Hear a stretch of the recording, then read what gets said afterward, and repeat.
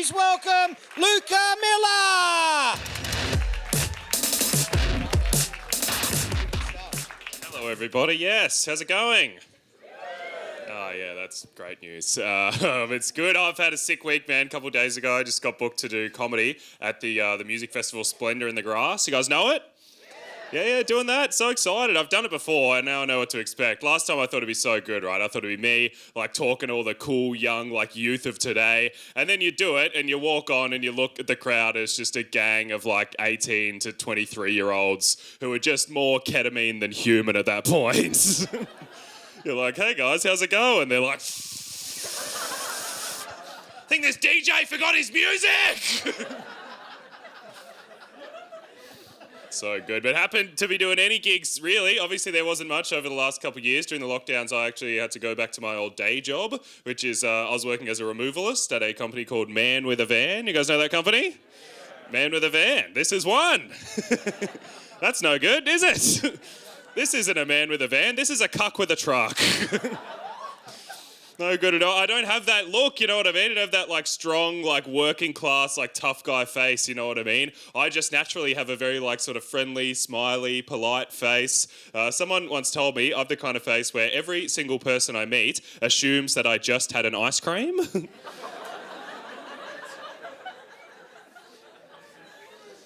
That's a pretty long and painful laugh. Appreciate it nonetheless. I don't know, but I think probably the worst thing for me during the lockdowns and stuff, worse than that, was my eating. My weight was going crazy. I eat like a crazy maniac. I love to binge eat when I'm sad. You guys like to binge eat when you're sad? Okay, what do we got? Some grown-ups in? Fuck.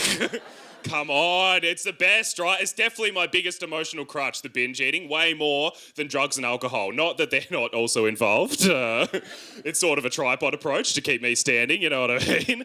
But that's definitely my biggest one, and it never gets talked about in the same way, and it should, right? It's definitely as bad, as dangerous as those things. I reckon ordering loaded fries is pretty much doing heroin, but for people who are scared of the cops. Know what I mean? I want to feel good, destroy my body, but not get in trouble. Thank you very much.